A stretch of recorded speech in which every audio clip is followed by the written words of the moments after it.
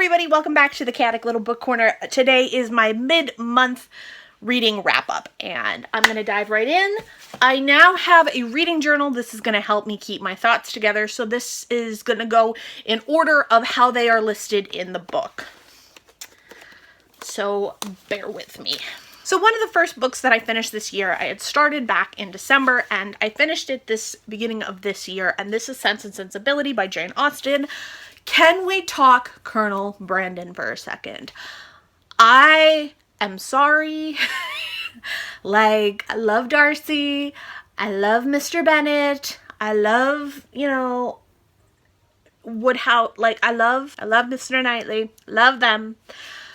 But Colonel Brandon is my everything. This man is so sweet and kind and wonderful and just, Alan Rickman playing him doesn't hurt. But still, I love Colonel Brandon. And he's so sweet and he's had such a hard life and he still believes in love. And that's such a strong character trait that I just adore. Marianne is like my emotional crybaby, soulmate. Marianne is kind of annoying sometimes, but her romantic feelings and aspirations are so admirable and lovable to me. This is the story of three women who are growing up in a home with their mother after being told to leave their home because their uncle is coming in, and he is the one who inherited the home after a death in the family. They end up having to move out to the countryside and having to live and grow and be together. It's a sweet romance. It's really, really twee. I think that's the right word. I do love the book. I think I like the film more, though, just because the visualization of it was so perfect and so wonderful. So I actually read the book after having seen the film, and it was a really interesting way to go about it. But I just have such a soft spot for that film. I've been watching it since I was so young. But the story is really wonderful, and I really do enjoy it. And I did like the book a lot. It was a really easy read, it was quick, and it was a lot of fun. Next, we have After Atlas. Again, I started this in December, and I didn't want this to end. This is the sequel to Planet Fall. This is the story of the son of one of the characters from the Planet Fall expedition who has been left on planet Earth after Atlas, which is the ship, has taken off, and he has become a detective, and he is trying to kind of push his way through this life. It's a really beautiful adaptation and emotional discussion about trauma. It really dives into the experience of a child being left and abandoned by their parent. This book was greatly stressful for me, though.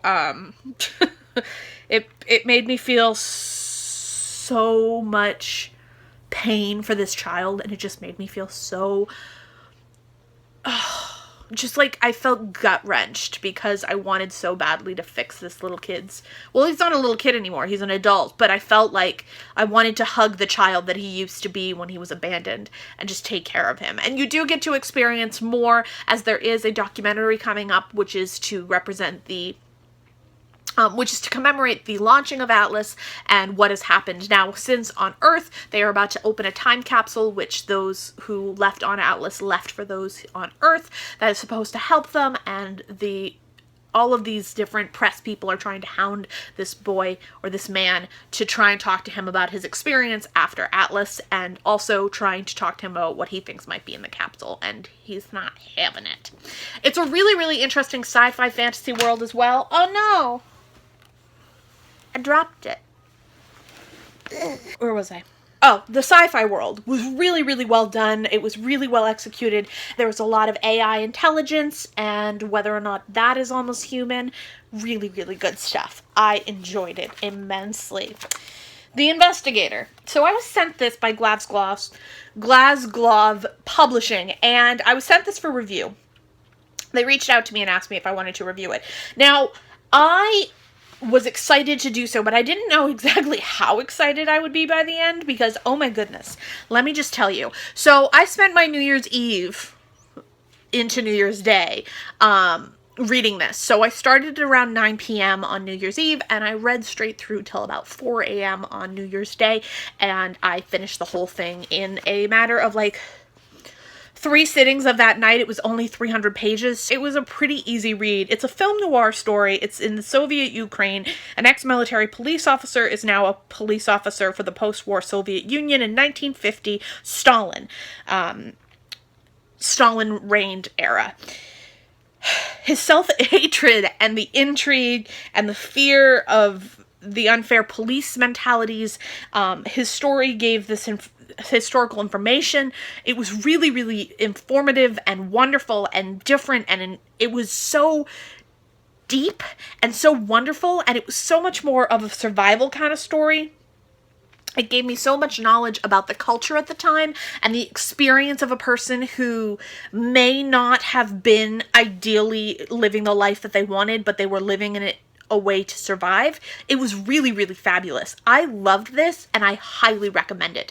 I will potentially do a full in-depth review on it if you would like, but I do believe I have another one book from them, and I will probably do a dual review for the 2 of them.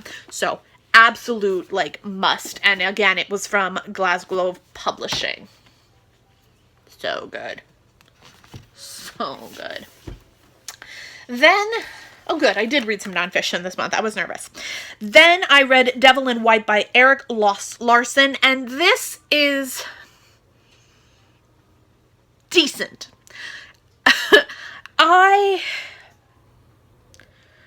While I liked the concept of the true crime and the idea of discussing H.H. Holmes and the experience of the, I want to say, Chicago World's Fair. Yeah, I think it takes place in the Chicago's World Fair. I wanted more of the intrigue of the murder and the story behind the murderer and the life of the murderer. I really was more interested in the murdering aspect of it than what was going on in the real world. This read a lot more like a film or a fiction than it did a nonfiction, which was fine, but it definitely gave a lot more of a setting versus it was almost like there was more plot than there was nonfiction about a character, and the character that I wanted to read about was a murderer, so I really wanted to know about him, and more so in that way. I also found that some of the points were a little bit moot, and a little bit boring, which was kind of a bummer. I really, really enjoyed 95% of it, but 5% of it was just like a meh for me. So I did enjoy it, but I wouldn't say it's something that I was absolutely obsessed with. I am going to hold on to it because I think they're coming out with a movie of it with Leonardo DiCaprio playing H.H. Holmes, and I'd see that. Like, I'm not interested. I would see that. The Natural Way of Things. I will be doing a full in-depth review on this one.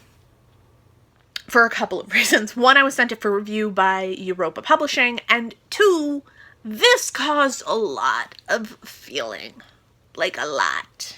This is the story of 2 women who wake up in a camp where they have been sent after a public shaming that involves sexual intercourse, whether it be that they slept with the wrong person or they were shamed for being a slut or raped. You know, it just, yeah. It was trigger warnings, like so many trigger warnings. It was devastating and I really enjoyed it. But I'm really mad at it, and I'm really mad at how much this feels not so far away as far as victim blaming and slut shaming. And yes, it takes place in a camp in the middle of nowhere in Australia in the outback, and the people in charge of the women are terrible, and full in-depth review to come because I can't get all my words out in 3 minutes or less. And then we have Talking Black by John McWhorter. This was really interesting. This talks about the idea and the concept of Black American English being its own demographic and its own language that should be represented and recognized as a language. It really dives into the idea of how there is actually a lack of education in the Black community, which has shaped forms of the language, but it has not completely he does not give complete credit to the fact that it's only about lack of education. It's also about the way that the community has formulated their own language, their own intercircles, their own communications, because they are their own culture, and therefore we should recognize them as a separate culture. And give them the representation of being allowed to have their own language and speak their own identity, and to be able to have their own identity in language, because trying to force them to speak in a way that is deemed proper to the American and English society of language is really, really domineering and rude. I really enjoyed this. I thought it was really interesting. It was only 165 pages, and it was a really small, really great, but packed full book. I had to go through this in a couple of sittings, not because I didn't like it and it was boring, but because it's so heavy in language and grammar breakdown. It was fabulous. I really enjoyed that. Jam on the Vine. Okay, so I loved this, and I hated it. But mostly I loved it. So I loved this book. At first, I think I'm going to do a full in-depth review on this. I had a comment earlier that spoke about how I was not understanding the difference between the Black experience and the white experience in the South during the Civil War era. And I think that was what they were trying to get at. And as much as I agree with them that they were almost incomparable, I think there is an aspect of that time that really, really rendered women and children in danger, no matter what their race or, identity.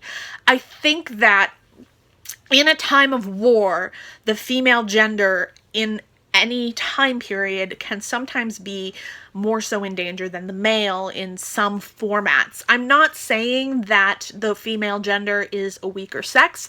I'm also not saying that only female genders are in danger. In fact, I would argue that those who identify as trans or bisexual or gay or pansexual or any other sexuality or gender identity that is non-gender specific or is gender fluid, they would also be in danger. But I don't think in the Civil War that was recognized as much, and I don't think that the wartime would have been what would have caused trouble for them.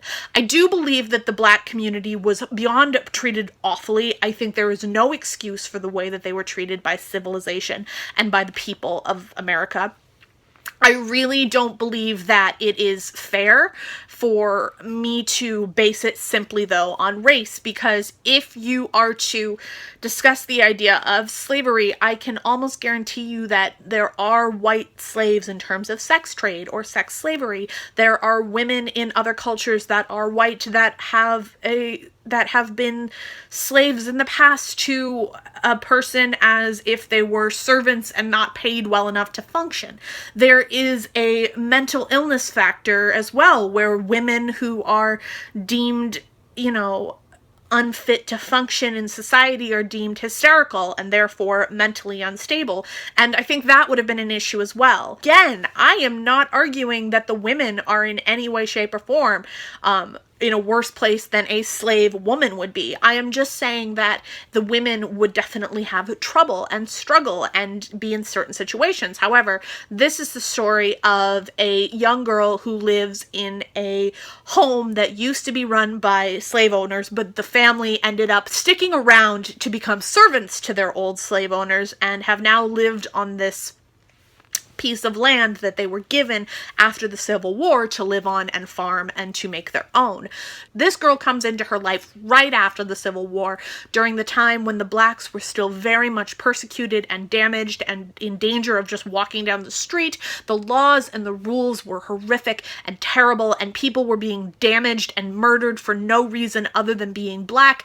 It was disgusting and terrifying and an awful time in society, and this woman stands up and tries to talk about that in a public way by being part of the press, and it's a really, really, really powerful, wonderful story.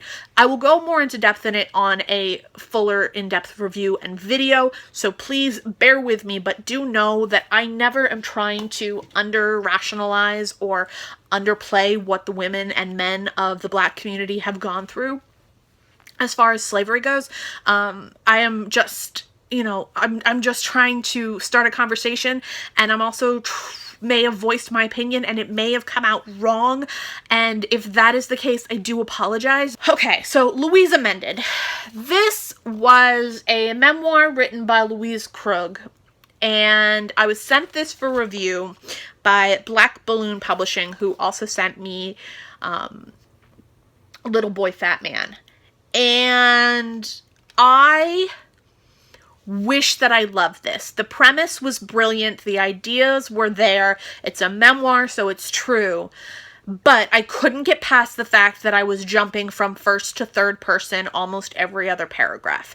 That was a real problem for me. The story is that the woman, Louise, has a brain hemorrhage at the base of her skull, where she has a bleeding come through and it renders her almost paralyzed. She starts to not be able to see, stops being able to function, stops being able to feel her arms or legs, and she ends up recovering from this whole thing. Now, you're reading this book from her perspective, looking back at who she was when this hemorrhage occurred. She was a very young girl trying to get into the press and publicity of like E-Network, following around Britney Spears, trying to hang out. Just a very beautiful woman, had everything handed to her, but then she was paralyzed by this illness and her whole life changes.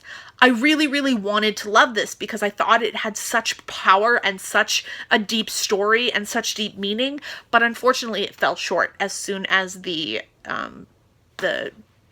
person stance of first and second kept switching back and forth. It really lost momentum for me, and I was able to finish it, but it really threw me off and kept me from being attached to anything. And then the last, but the certainly not least, this book I was really, really stunned that I loved as much as I did. I absolutely adored it, and I felt as though it's just fabulous. I really enjoyed this. I know some people have hated it. I saw it on Kitty G's channel, and then they were coming out with the sequel for this this year, and I wrote the publisher tour and I said, you know, can I request an edition of the new one? And they said, perfect, we'll send you both. And I was like, yeah, because I was really excited. I would have bought the first one myself, but they were kind enough to send me a final and finished edition of the first one and an arc of the second. I have now finished the first, and I will be finishing the second and doing a full in-depth review between the two of them, but I will just put this out there right now. For me, I read this from the standpoint of the kind of experience of family members sending away their children with mental illness. This is a story of fantasy where children go into different realms, such as Wonderland or Narnia, and they end up having to come back, and their experience after having to return, which I kind of parallel to the idea of a childhood trauma and the experience of the aftermath, how parents sometimes want you to stay and remain the same as you were before the trauma, how you can sometimes be stuck in this situation where you can't get out of the trauma and can't feel yourself, you know, growing or changing. I really, really enjoyed this. I think it was fabulous, and I cannot wait to do the full in-depth review of the two of them together. I highly recommend this. It's a small little book. It's only about 160 pages. And I really liked it. A lot of people who didn't like it, I think I can understand where they're coming from. The writing for me was good, but not fantastic. The ideas were pretty good, but when I compared it to a mental illness sort of mentality, it made a lot more sense, and it kind of struck me exactly right. So that helped me quite a bit to be able to give it a different twist in my own head. So I don't know if that's how they meant it to be, but that's how it went for me. But anyway, I will see you guys in the next video. I'll talk to you soon.